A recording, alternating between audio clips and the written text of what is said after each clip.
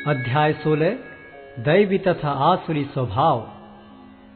भगवान ने कहा, हे भरत पुत्र, निर्भयता, आत्मशुद्धि, आध्यात्मिक ज्ञान का अनुशीलन, दान, आत्मसंयम, यज्ञ परायणता, वेदाध्ययन, तपस्या, सरलता, अहिंसा, सत्यता, क्रोध विहीनता, त्याग, शांति, छिद्रान्वेषण में रुचि, समस्त जीवों पर करुणा, लोभ विहीनता, भद्रता, लज्जा, संकल्प, तेज, क्षमा, धैर्य, पवित्रता, ईर्ष्या तथा सम्मान की अभिलाषा से मुक्ति, ये सारे दिव्य गुण हैं जो दैवी प्रकृति से संपन्न देवतुल्य पुरुषों में पाए जाते हैं।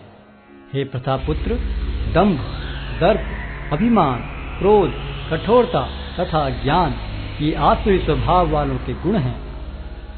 दिव्य गुण मोक्ष के लिए अनुकूल हैं और आसुरी गुण बंधन दिलाने के लिए हैं। हे पांडुपुत्र, तुम चिंता मत करो, क्योंकि तुम दैवी गुणों से युक्त होकर जन्मे हो। हे प्रथापुत्र, इस संसार में सृजित प्राणी दो प्रकार के हैं, दैवी तथा आसुरी। मैं पहले ही विस्तार से तुम्हें दैवी गुण बतला चुका हूँ। अब मुझसे आसुरी गुणों के विषय में सुनो। जो आसुरी हैं वे यह नहीं जानते कि क्या करना चाहिए और क्या नहीं करना चाहिए। उनमें न तो पवित्रता, न उचित आचरण और न ही सत्य पाया जाता है। वे कहते हैं कि यह जगत मिथ्या है, इसका कोई आधार नहीं है और इसका नियमन किसी ईश्वर द्वारा नहीं होता। उनका कहना है कि यह कामेच्छा से उत्पन्न होता है और काम के अतिरिक्त कोई अन्य कारण नहीं है। ऐसे निष्कर्षों का अनुगमन करते हुए आसुरी लोग, जिन्होंने आत्मज्ञान खो दिया है और जो बुद्धिहीन हैं, ऐसे अनुपयोगी एवं भयावह कार्यों में प्रवृत्त होते हैं जो संसार का विनाश करने के लिए होता है।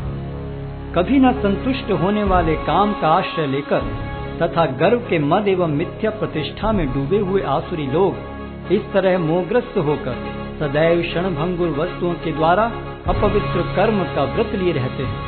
उनका विश्वास है कि इंद्रियों की तुष्टि ही मानव सभ्यता की मूल आवश्यकता है।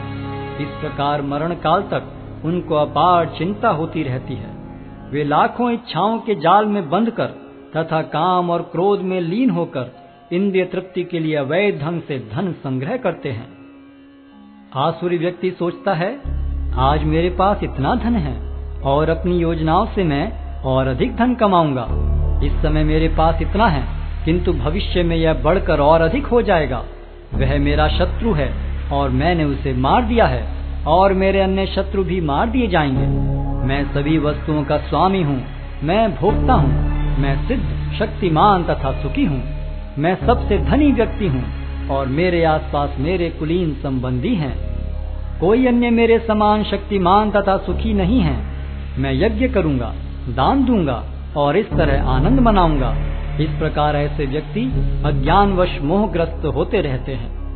इस प्रकार अनेक चिंताओं से उद्विग्न होकर तथा मोहजाल में बंधकर वे इंद्रिय भोग में अत्यधिक आसक्त हो जाते हैं और नरक में गिरते हैं। अपने को श्रेष्ठ मानने वाले तथा सदैव घमंड करने वाले, संपत्ति तथा मिथ्या प्रतिष्ठा से मोहग्रस्त लोग किसी विधि विधान का पालन न करते हुए कभी कभी नाम मात्र के लिए बड़े ही गर्व के साथ यज्ञ करते हैं।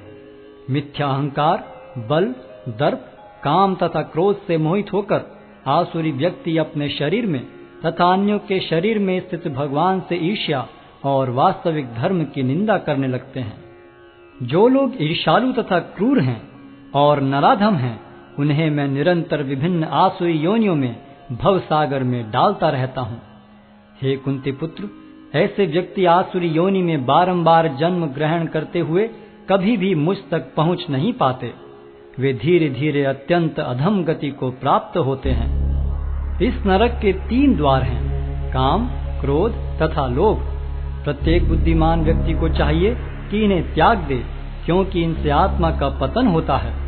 हे कुंती पुत्र, जो व्यक्ति इन तीनों नरक द्वारों से बच पाता है, वह आत्म साक्षात्कार के लिए कल्याणकारी कार्य करता है और इस प्रकार क्रमशः परम गति को प्राप्त होता है। जो शास्त्रों के आदेशों की अवहेलना करता है और मनमाने ढंग से कार्य करता है, उसे न तो सिद्धि, न सुख, न ही परम गति की प्राप्ति हो पाती है।